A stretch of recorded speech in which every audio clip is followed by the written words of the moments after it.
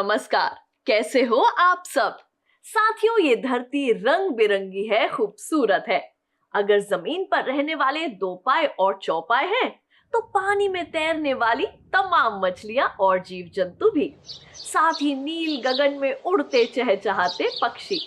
जानते हो, इन सब के अपने अपने काम हैं।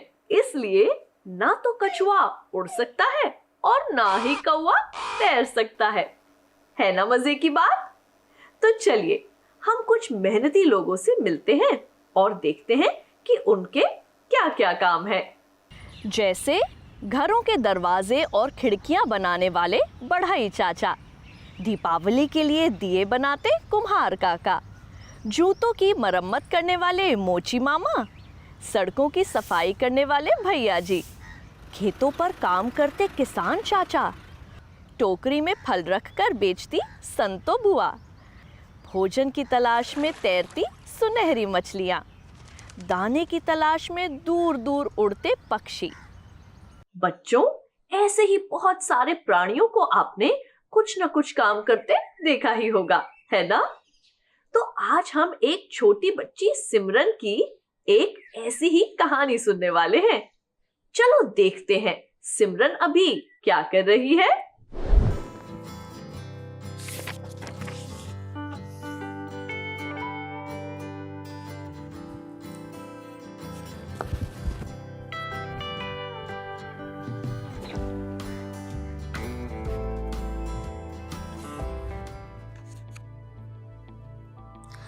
ओहो, मैं तो थक गई पढ़ते पढ़ते। स्कूल जाओ तो वहाँ पढ़ो, घर आओ तो फिर से पढ़ो। अभी भी होमवर्क ही कर रही हूँ।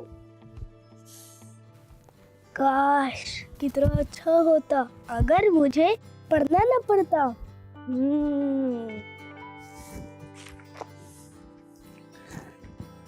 थोड़ा घूम लेती हूँ।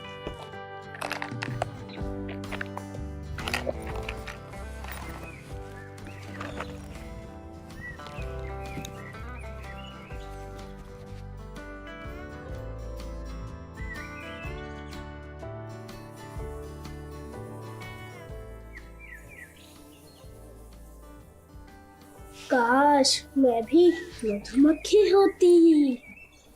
तुम तो इतनी सुखी हो, तुम क्यों हम जैसा नन्हा कीड़ा बनना चाहती हो? मुझे क्या सुख है, इतना तो पढ़ना पड़ता है।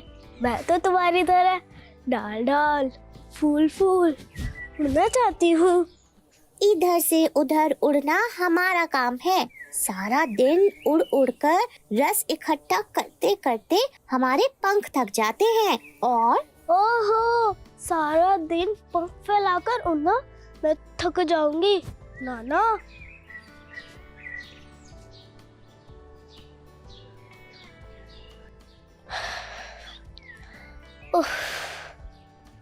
मैं तो थक गई चलते चलते। अरे, इतना लंबा पेड़। हाँ, अगर मैं पेड़ होती तो अच्छा था।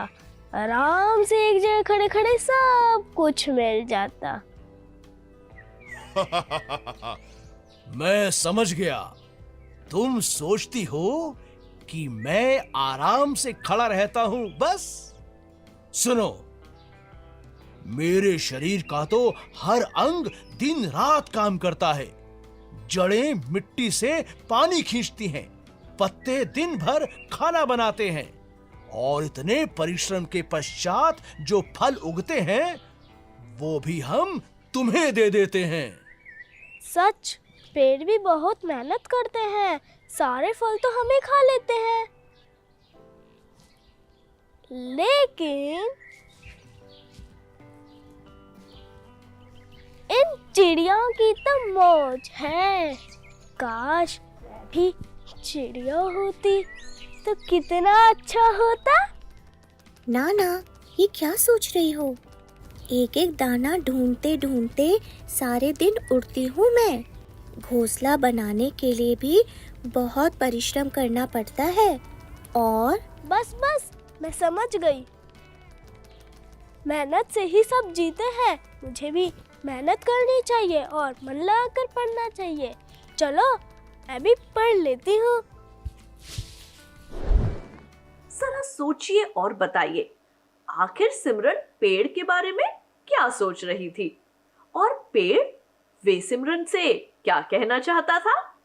क्या वे अपने सुंदर शरीर के बारे में बताना चाहता था या फिर रसीले फलों के बारे में बताना चाहता था? सोचते रहिए, आखिर पेड़ क्या कहना चाहता था? अच्छा बताइए, आप लोग दिन में क्या क्या काम करते हैं? हम ही बता देते हैं। जैसे सुबह उठना, ब्रश करना, नहाना और स्कूल जाना। अच्छा मुझे ये तो बताइए जरा कि आपके घर में कौन क्या क्या काम करता है? सुबह की चाय पिताजी, नाश्ता माँ, टिफिन पैक करना, आपको स्कूल पहुंचाना, होमवर्क में हाथ बटाना। अब आप रिक्त स्थानों की पूर्ति खुद कीजिए। अच्छा मेरे मन में एक सवाल आ रहा है कि आखिर सिमरन मधुमक्खी क्यों बनना चाहती थी? मुझे तो लगता है कि वे आसमान में पंख पसारकर उड़ना चाहती थी, चहचहाती चिड़ियों से बातें करना चाहती थी। शायद वे फूलों से मीठा शहद चाहती थी। क्या आपको याद है कि सिमरन और मधुमक्खी के बीच क्या बातें हुई थी? जैसा कि सिमरन कहती है, मुझे क्या सुख है, इतना तो पढ़ना पड़ता है, मैं तो तुम्हारी तरह डाल डाल फूल फूल उड़ना चाहती हूँ। अच्छा बच्चों, सोचो और लिखो, अगर मधुमक्खी इसके अलावा कुछ और बोलती तो क्या बोलती? मैं तो सुबह सुबह गुनगुनाती हुई स्कूल जाती। मैं अगर मनुष्य होती तो उनके अच्छे अच्छे पकवान खाती। मैं इंसानों के कपड़े पहनकर बहुत खुश होती। सचमुच मधुमक्खी बहुत प्यारी होती है। कितनी मेहनत से थोड़ी थोड़ी मोम से अपना प्यारा सा घर बनाती है, फिर एक एक फूल से थोड़ा थोड़ा शहद इकट्ठा करती है। जाने कितनी मेहनत के बाद वे अपना शहद भरा छत्ता बनाती होगी।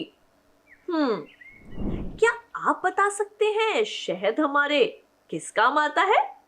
हाँ, बिल्कुल सही, दूध को मीठा करने के लिए, खांसी दूर करने के लिए। अच्छा बच्चों, ये तो हुई सिमरन और मधुमक्खी की बात, लेकिन क्या आपको याद है सिमरन ने पेड़ बनने के बारे में भी सोचा था? तो आइए कुछ बातें पेड़ों के ऊपर भी कर लेते हैं। जैसे कि पेड़ क्या क्या काम करते हैं, मुझे पता है आपको जरूर मालूम होगा। जैसे कि कार्बन डाइऑक्साइड को सोखते हैं, हमें शुद्ध ऑक्सीजन देते हैं और देते हैं मीठे मीठे फल। अच्छा नन्हे साथियों, अब मैं चलती हूँ। उम्मीद करती हूँ आज आपको बहुत मजा आया होगा। आप लोगों के साथ रहकर मुझे भी बहुत अच्छा लगा। चलती हूँ, फिर मिलूंगी कार्यक्रम की अगली कड़ी में। तब तक के लिए बाय बाय।